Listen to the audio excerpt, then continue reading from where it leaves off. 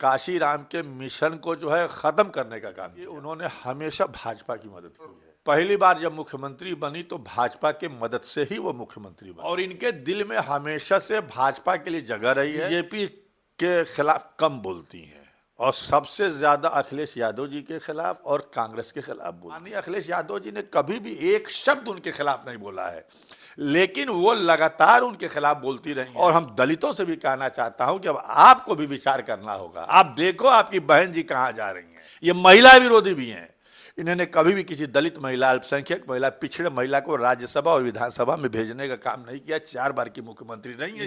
इनको सिर्फ चाहिए पैसा और पैसे के लिए ये चुनाव लड़ रही हैं। लोकसभा इलेक्शन से पहले मायावती ने इंडिया गठबंधन को बड़ा झटका दिया है। उन्होंने कल अपने जन्मदिन पर यह ऐलान कर दिया कि वो लोकसभा 2024 का इलेक्शन यूपी में अकेले अपने दम पर लड़ेंगे, किसी भी दल के साथ नहीं जाएंगी, चाहे वो समाजवादी हो या इंडिया गठबंधन या कांग्रेस।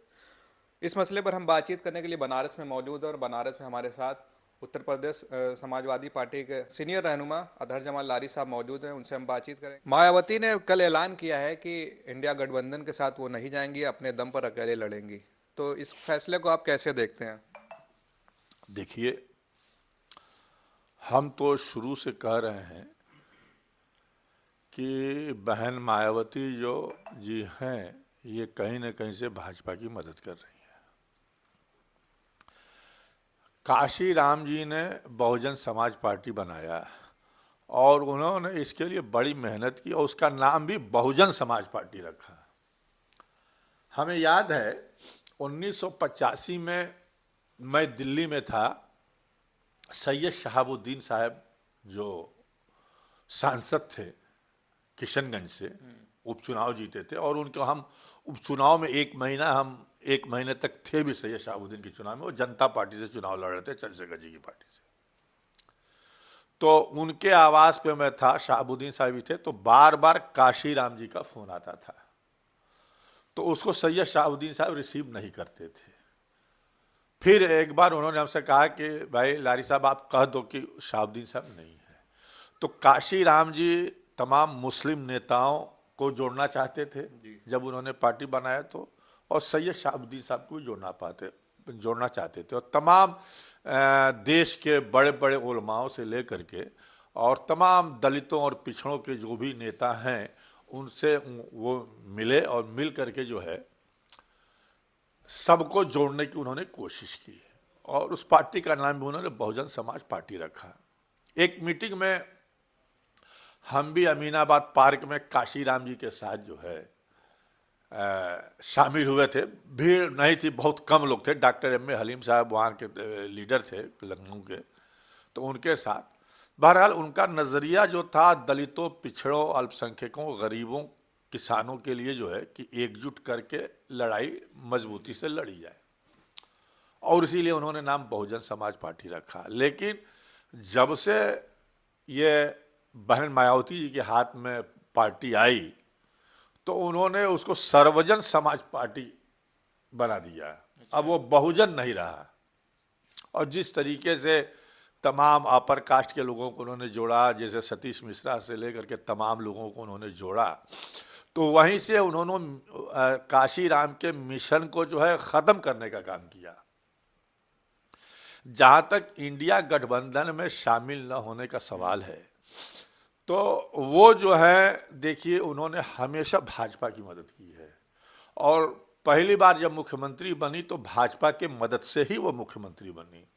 आपको याद होगा 2002 में जब गुजरात में दंगा हुआ था, नरेंद्र मोदी जी मुख्यमंत्री थे, तो उसके बाद ये इनको मालूम था कि वहाँ पे मुसलमान मारे गए, कई हजार लोग मारे गए, मुसलमानों अल्पसंख्यकों के साथ ज्यादती हुई, जुल्म हुई, बिल्किस बेगम के साथ रेप हुआ, गैंग रेप हुआ। उसके बावजूद भी ये भाजपा का प्रचार करने के लिए नरेंद्र मोदी जी को जिताने के लिए वहाँ पे गई थी और गाहे बगाहे इन्होंने हर वक्त में भाजपा का साथ दिया है और इनके दिल में हमेशा से भाजपा के लिए जगह रही है और इन्होंने भाजपा के नेताओं को, चाहे लालजी टंडन हो, चाहे जो भी और बहुत से नेता हैं, इन्होंने राखी भी बांधने का काम किया है।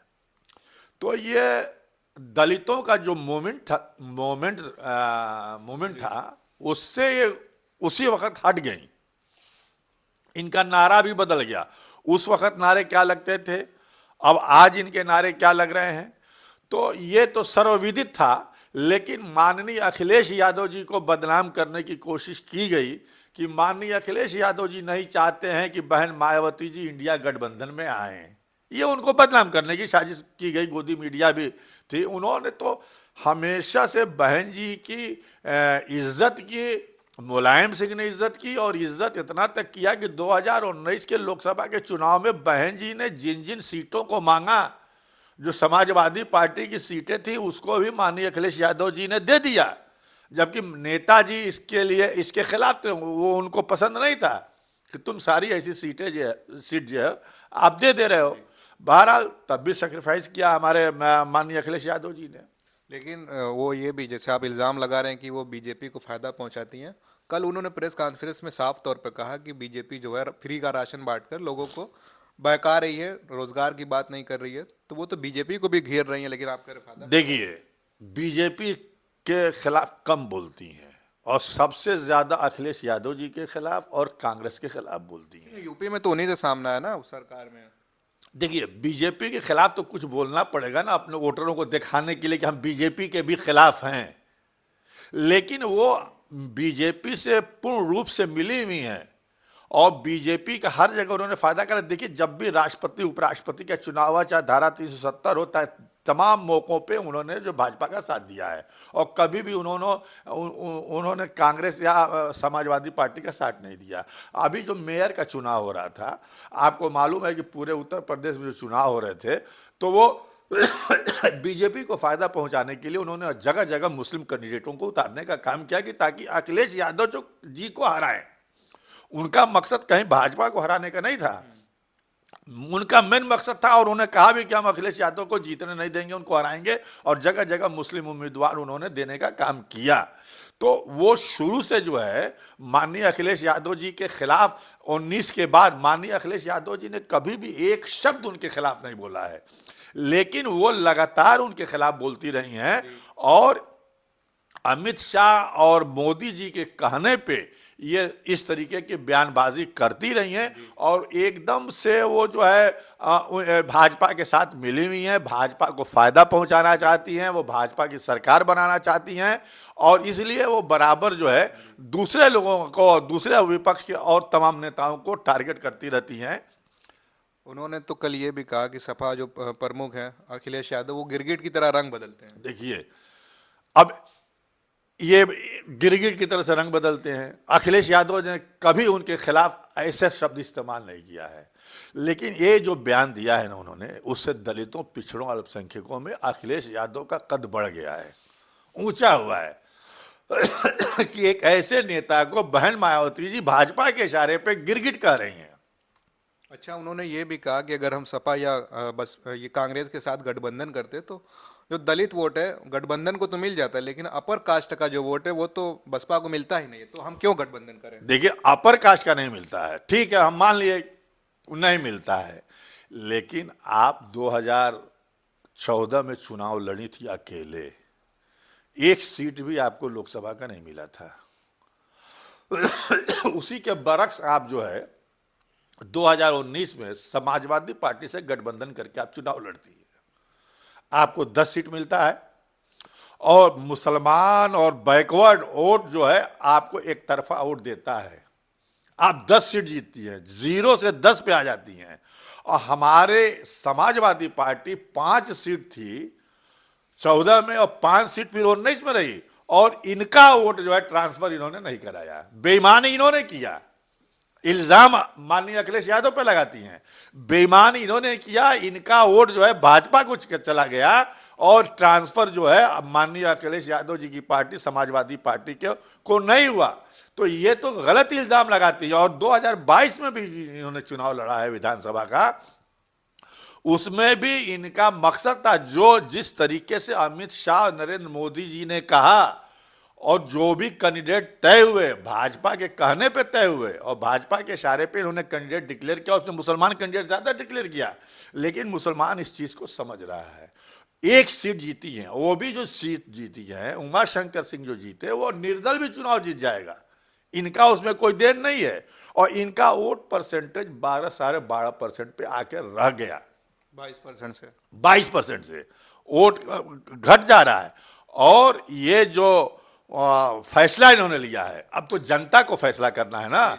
एक तरफ संविधान विरोधी रहेंगे, एक तरफ संविधान विरोधी लोकतंत्र विरोधी रहेंगे, और दूसरे तरफ संविधान बचाने वाले लोकतंत्र के बचाने वाले लोग रहेंगे, और इन दोनों में लड़ाई होगी। तो आपके हिसाब से वोट बैंक जो है इनका खत्म हो रहा है? इनका वोट बैंक खत्म हो जाएगा, और लड़ाई 2024 लोकसभा का चुनाव जो है ये संविधान और लोकतंत्र विरोधी और उसको बचाने वालों के बीच में होगी। और दलित, पिछड़ा, अल्पसंख्यक वोट एकमुष्ट होकर के संविधान बचाने के लिए, संविधान की रक्षा करने के लिए, लोकतंत्र की रक्षा करने के लिए इन लोगों के साथ आएगा। और हम दलितों से भी कहना चाहता हूं कि अब आपको भी विचार करना होगा। आप देखो आपकी बहन जी कहां जा रही हैं। आप ये चंद्रशेखर आजाद के खिलाफ बोलती हैं, तमाम पिछड़े नेताओं के खिलाफ बोलती हैं। आज तक इन्होंने एक दलित महिला को, ये महिला विरोधी भी हैं, इन्होंने कभी भी किसी दलित महिला, अल्पसंख्यक महिला, पिछड़े महिला को राज्यसभा और विधानसभा में भेजने का काम नहीं किया। 4 बार की मुख्यमंत्री नहीं है ये। हम और लोगों की, पुरुष की तो बात छोड़ दीजिए, महिला को कभी इन्होंने नहीं भेजा।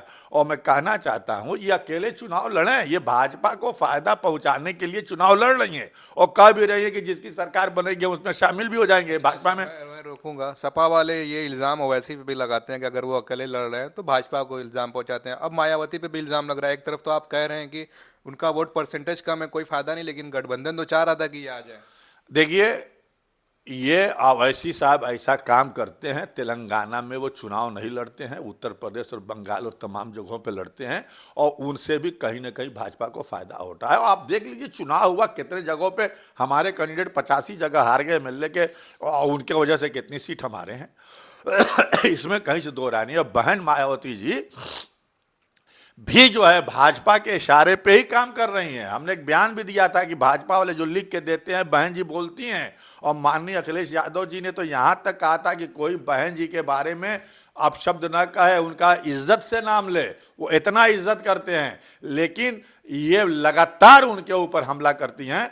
और मैं आज आपको ये कह देना चाहता हूं कि ये चुनाव लोकसभा का अलग लड़ें, यकीनन हम मुसलमानों से भी अपील करेंगे और दलितों से और पिछड़ों से भी अपील करेंगे कि आप बहन मायावती जी की के चेहरे को पहचानने का काम करो। आप ये भाजपा से मिली हुई हैं, इनको सिर्फ चाहिए पैसा, और पैसे के लिए ये चुनाव लड़ रही हैं। और भाजपा के लोग ज़्यादा से ज़्यादा इनसे कहेंगे कि आप मुस्लिम उम्मीदवार को लड़ाइए, और हर उम्मीदवार के लिए भाजपा 3 से लेकर 5 करोड़ तक रुपया इनको देगी, क्योंकि इनको रुपया चाहिए। अब इनका रेट गिर गया है, अब इनको कोई पैसा नहीं देगा, तो अब भाजपा पैसा देगी। और मुस्लिम कैंडिडेट लड़ा करके वोटों का बंटवारा कराइए, सेकुलर वोट बटे। लेकिन हम मुसलमानों से, दलितों से अपील करना चाहते हैं कि आप इनके बहकावे में मत आना। चुनाव कभी भी हो सकता है, इनका मकसद है भाजपा को जिताना, लेकिन इसमें भी ये कामयाब नहीं होंगी। ये चुनाव लड़ रही है ना, लड़ने 3 से 4% के ऊपर अगर आ जाएंगी तो आप कहना एक सीट भी जीत जाएंगी बहन मायावती जी, तो हम गुलामी लिखवा लेंगे। एक सीट भी इनको मिलने वाली नहीं है। जो इनकी साजिश चल रही है, जिस तरीके का ये कार्य कर रही हैं, तो इससे अब जनता सचेत हो रही है, और अल्पसंख्यकों के ऊपर ये डोरा डालेंगी। लेकिन मुसलमान इनके बहकावे में जाने वाला नहीं है, 2022 में भी नहीं गया। अच्छा, आखिरी सवाल मेरा रहेगा। समाजवादी पार्टी यानी अखिलेश यादव पहले ही कह रहे थे कि अगर मायावती गठबंधन में आती है तो हमारा स्टैंड क्लियर होगा कि हम गठबंधन में रहेंगे नहीं। अब तो रास्ता साफ हो गया है कि वो गठबंधन में नहीं है। देखिए, ये गोदी मीडिया का प्रचार है। माननीय अखिलेश यादव जी ने सिर्फ इतना ही एक शब्द कहा था कि क्या भरोसा है कि वो जीतने के बाद साथ में रहें या भाजपा के साथ। इशारा था उनका, भाजपा नाम नहीं लिया था। अभी भी मायावती ने कहा है कि जीतने के बाद, हम चुनाव के बाद हम फैसला करेंगे कि हमें किसके साथ जाना है। हाँ, तो वो भाजपा के साथ जाएंगे, और अभी भी उन्होंने कहा है। और ये अखिलेश यादव जी ने जो कहा वो सत्य साबित हो गया कि कह रही हैं। विधानसभा का भी चुनाव हो रहा था तो ये कह रहे थे कि हम किधर जाएंगे, हमारा कोई ठिकाना नहीं है। तो ये तो साफ इशारा कर रहा है, लेकिन जीतने के बाद जीतेंगे क्या? एक को सीटियां नहीं मिलेगा तो जाएंगी किसके साथ? इस वक्त संविधान बचाने वाले लोग और जनता का गठबंधन अब वो इंडिया गठबंधन से होगा। अब इंडिया गठबंधन के साथ जनता का गठबंधन होगा। जनता और इंडिया गठबंधन संविधान बचाने वाले, लोकतंत्र बचाने वाले एक तरफ होंगे, और संविधान को खत्म करने वाले, लोकतंत्र की हत्या करने वाले एक तरफ होंगे। और जनता को 2024 में यही फैसला करना होगा, और हमें पूरी तरीके से उम्मीद है कि इंडिया गठबंधन इसमें कामयाब होगी। जिस तरीके से माननीय अखिलेश यादव जी का विधानसभा के चुनाव में 37% वोट था, वो बढ़ जाएगा। और अब इसमें जो है चंद्रशेखर जी आज़ाद को भी आगे करना पड़ेगा। स्वामी प्रसाद मौर्य भी एक दलितों पिछड़ों के मजबूत नेता हैं। सारे अम्बेडकरवादियों को और लोहियावादियों को, समाजवादियों को, नेहरूवादियों को, गांधीवादियों को एक प्लेटफॉर्म पर आकर के मजबूती से इस चुनाव को, 2024 के चुनाव को लड़ना पड़ेगा। नहीं तो ये बात मैं कह देना चाहता हूं कि अगर भाजपा फिर सरकार में आ जाएगी तो न लोकतंत्र बचेगा, न संविधान बचेगा, न देश में चुनाव होगा। और तमाम अपोजिशन के नेताओं को ये जेल में डालने की कोशिश कर रहे हैं, जिस तरह ईडी, सीबीआई और इनकम टैक्स लगा करके और चुनाव आयोग को मिला करके जिस तरीके से ये नंगा नाच हो रहा है। चुनाव के बाद तो ये इनको पूरी ताकत मिल जाएगी। इसलिए इनको हराना जरूरी है, एनडीए को और भाजपा के लोगों को। बहुत शुक्रिया। देखिए, तर्जमान लारी साहब मौजूद थे। मायावती ने जिस तरह से कल ऐलान किया, उसको लेकर कहीं ना कहीं यूपी, पूरे देश की सियासत में एक हलचल मची हुई है, कि क्योंकि शुरू से ही कहा जा रहा था कि मायावती गठबंधन में आ सकती है। खासकर कांग्रेस वाले ये थे कि हमारे साथ अगर आ जाएंगी तो हमें सपा की ज़रूरत नहीं पड़ेगी। लेकिन अब सपा कांग्रेस को मिलकर लड़ना है यूपी में। अब देखना यह है कि इनको कितनी सीटें आती है, मायावती के हिस्से में कितनी सीटें आती हैं। आप देख रहे थे खोज खबरिया, मैं उबैद, बहुत बहुत शुक्रिया।